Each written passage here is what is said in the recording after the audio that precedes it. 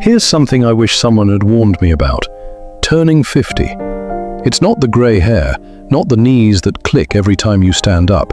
It's this weird, quiet moment where you actually realize you actually have the time now to do things right, and somehow that's scarier than anything. I wasted the first half of my 50s thinking the best years were behind me. Turns out, I was just doing almost everything wrong. So today, I want to share the 10 habits that genuinely changed my life after 50, and why I wish someone had shaken me by the shoulders and told me about them at 35.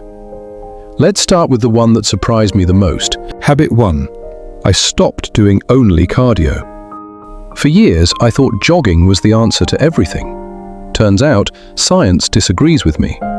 Research published in Cell Metabolism in 2024 confirmed that combining Zone 2 cardio, think brisk walking or cycling, with resistance training produces dramatic cellular benefits, especially for mitochondrial health. In plain English, your body's energy factories get stronger. A Stanford geriatric specialist put it bluntly: the two biggest threats to quality of life after 50 are cognitive decline and loss of physical function, and exercise is, quote, far and away the thing that impacts both of them. I started lifting twice a week. Nothing heroic, just compound movements, squats, rows, push-ups. Within 8 weeks, I felt different in a way I can't fully explain: less tired, more capable, less like I was managing decline, and more like I was building something. Which leads me directly to habit 2. Habit 2. I started eating more protein, not less. This one shocks people. We spent decades being told to eat less of everything. But here's what the latest longevity research says. After 50, maintaining muscle mass matters more than almost any other dietary factor. In 2025, large cohort studies confirmed that muscle mass and grip strength predicted mortality better than BMI, cholesterol, or fasting glucose. Grip strength, people. So I stopped under-eating protein. I aimed for roughly 1.2 grams per kilogram of body weight. Combined with the resistance training, the difference was real. Habit 3. I got serious about sleep. But not in the way you think. It's not just about hours.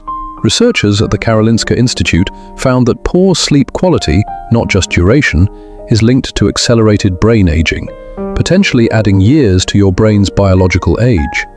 The 2024 Lancet Commission identified sleep disorders as an emerging, modifiable risk factor for dementia. Let me say that again. Modifiable, meaning you can change it. I stopped scrolling on my phone in bed. I dropped the room temperature.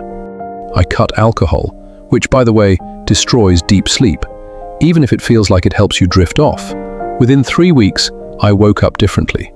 Not just rested, clear. Habit 4. I started eating more color. Not a metaphor, literally more color on the plate. Purple cabbage, blueberries, dark leafy greens. Foods rich in anthocyanins, natural antioxidants that reduce inflammation and protect the brain. Think of chronic inflammation as a slow, invisible fire. These foods help put it out. Habit 5. I learned to say no without guilt. Stress at this age isn't just emotional. Chronic stress raises cortisol, which breaks down muscle, disrupts sleep, and accelerates cellular aging. Protecting your time and energy after 50 isn't selfish. It's physiological self-defense. Habit 6. I stopped sitting for hours at a stretch. Sedentary behavior is an independent risk factor, separate from exercise. The CDC recommends 150 minutes of movement per week, but research shows that breaking up long sitting periods matters too. I set a simple rule: stand up and move for 5 minutes every hour. That's it. Habit 7. I rebuilt my social life as if it were medicine, because it is. A 2024 meta-analysis confirmed that strong social relationships are directly associated with better sleep quality, lower inflammation, and longer life. Loneliness in your 50s isn't just sad, it's clinically harmful. I made deliberate plans, called people, showed up. Habit 8. I gave my gut some attention. The gut-brain connection is no longer fringe science. Fermented foods, kimchi, kefir, yogurt, support the microbiome, which in turn influences mood, immunity, and cognitive function. I added one fermented food daily. Small habit, outsized effect. Habit 9. I started learning something new every year. Not productivity hacking, not optimizing, just learning. A language, an instrument, a skill. In 2025, brain health research made one thing very clear.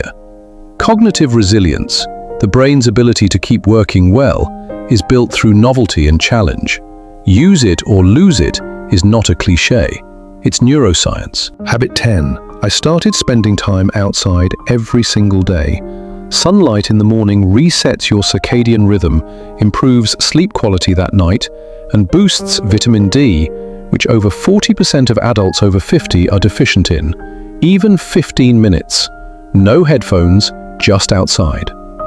Here's the thing I want to leave you with. None of these habits is extreme. None of them requires you to quit your life and become someone else. They're small, consistent choices that compound, just like interest in a bank account, except the return is years of feeling like yourself. The best time to start was 35. The second best time is right now. If this helped, share it with someone who needs it, and drop in the comments, which habit are you starting first? Thank you for watching. If you want to learn more about how to live a healthy and fulfilling life in your senior years, feel free to subscribe